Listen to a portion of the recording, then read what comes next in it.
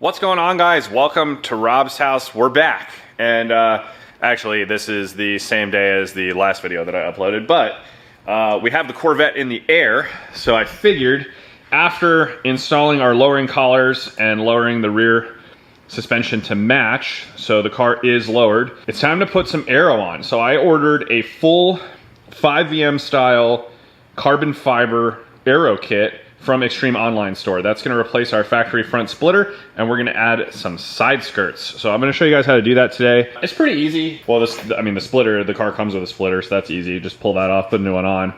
The side skirts, basically we're gonna have to sort of use 3M tape and kind of mock them up, and then we're gonna have to drill some holes for our rivets. But aside from that, pretty straightforward, pretty much a bolt-on installation. Like I said, we just have to basically test fit those side skirts and drill some holes to rivet them onto the bodywork. But nothing we can't handle over here. So we're gonna start with the splitter. So we're gonna have to remove our front splitter, and our new one is actually two pieces. If I pull out the instructions here, you see that line in the middle. That's where the two pieces meet, and they give you this nice installation manual.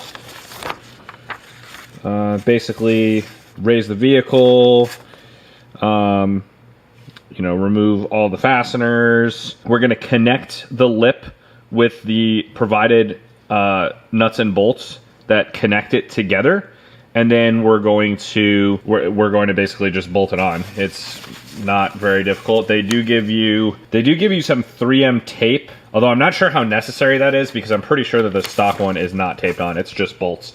So we're probably just going to reuse the stock fasteners, but like I said, I'm assuming the provided nuts and bolts are in this packaging somewhere. So anyway, I'm going to unbox that, and we'll get started installing this thing. All right, guys, so a quick Home Depot run to get some fasteners because they didn't include them. I have them just like hand tight right now. I figure I'm going to mount the splitter. That's why it probably looks a little lopsided, but I'm going to mount the splitter on the car first, and then we'll tighten up that middle section to make sure that lines up properly. Now, under the car, basically what's holding the entire splitter on is just a series of T15 Torx bolts. I don't know how well you can see those, but they're just T15 fasteners. They're all over this car. T15s and 7 mils. GM loves those. So we're going to get those off, pull that splitter off, reuse however many of them we need for this new splitter, and we can move on to the side skirt. So I'll show you what that looks like when that's done. Oh yeah, there we are. Looks way better. It uses the exact same factory mounting locations. So you just put all those T15s on in there and then clamp the middle together. You know, there's a little bit of a gap if we want to get, super anal, but honestly, the factory one is like that. The factory is actually 3-piece, so you can see these slits on the sides. It's held together there. So the EOS one is just 2-piece. I think it looks fine.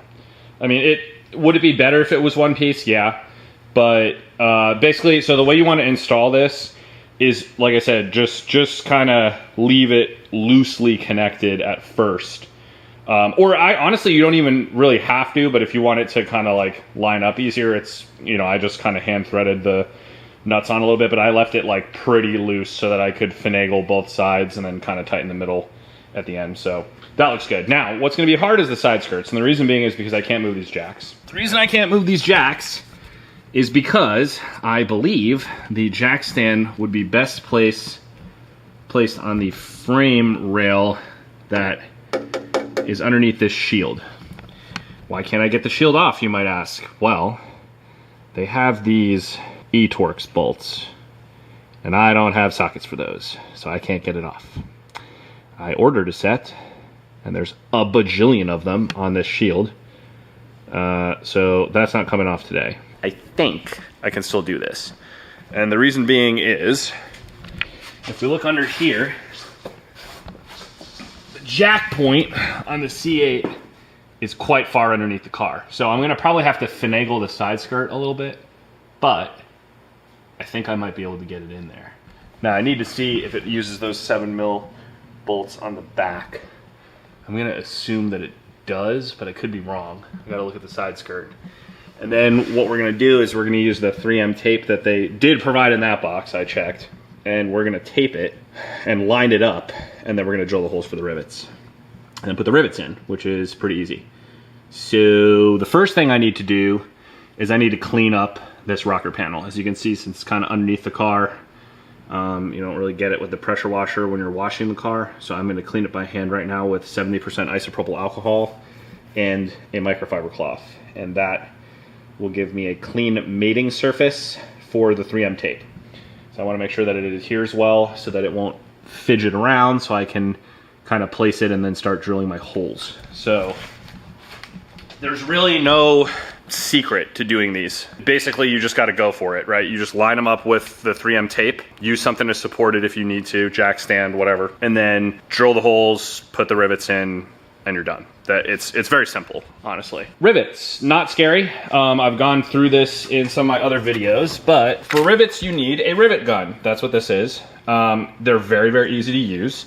Basically, you just hold it open, and on the top, you'll see this little hole, and you basically just drop the long piece of your rivet. Actually, I can show you. These are just from Racer Speed Shop, black aluminum pop rivets, 100 pack. I forget the exact size.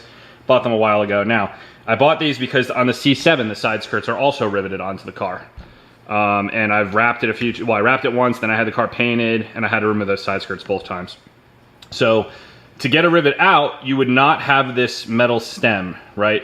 The rivet would just be in there, and you would just use a stepped bit to drill into the center of the rivet until the head spins, at which point the head should break off, and you can push.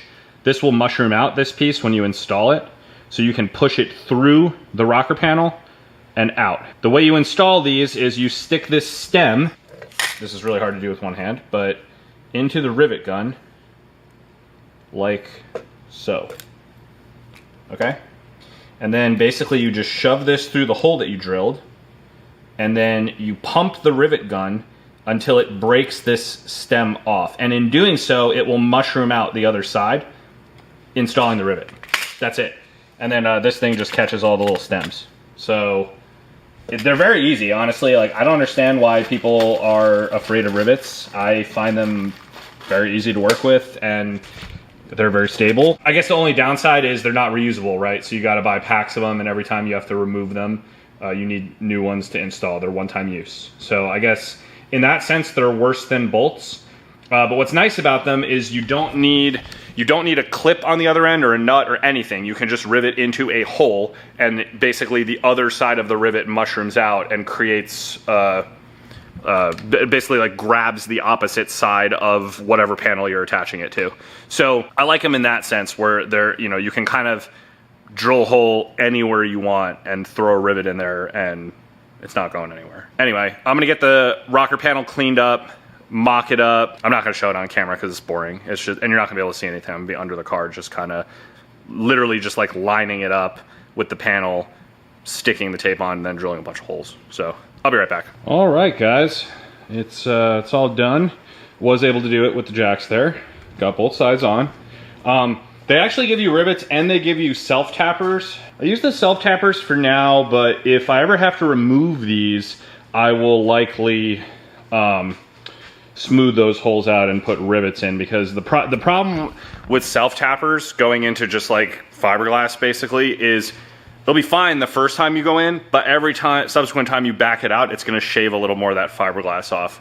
So I think if I ever have to remove these, I won't reuse the self-tappers. I'll just, like I said, drill the hole. Now that the holes are in the appropriate location, I can just drill the holes out and throw rivets in there or whatever. So not a big deal. It is worth noting you have to use a good amount of 3M tape. Now they give you, like, just to make sure the top of it doesn't kind of flop around, they give you this thin tape. I didn't use that. I used the heavy duty strips because I don't want this to move around. So basically I lined the entire rocker panel skirt, like the integrated skirt, with this, And then also kind of along the underside underneath here so that the back part doesn't flop around. I put tape there too. Yeah, just make sure you use a good amount of tape there. The screws hold it on from the bottom, so it's not gonna like fly off your car.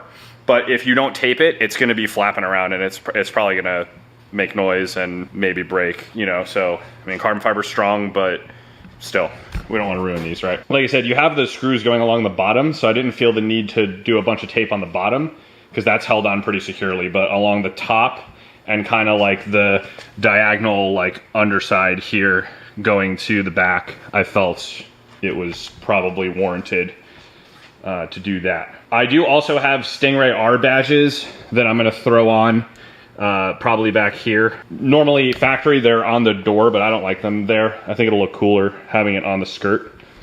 So I plan on doing that. I'm gonna clean up the shop for now and we'll fast forward to tomorrow when we have some daylight and stuff. I can pull the car out and I can show you guys, kind of give you a walk around and you can see what it looks like. So fast forward, I'll see you tomorrow. Guys, this is why I love living in Eastern Tennessee. I don't even have to wait till tomorrow to show you guys what this looks like. It's 8:30 at night right now, but we still have daylight. It's golden hour. You can see the Aero on the car. Looks excellent. Very happy with how that came out. Just way more aggressive look to the car. Just looked a little bare before. So anyway, that's how you install it. It's pretty easy, honestly. Everything kind of just bolts right on. But yeah, I mean, stay tuned for more mods. I'm gonna do a lot more stuff to this car, but that's it for now. As usual, hope this video was helpful, hope this video was entertaining, and I'll see you guys next time.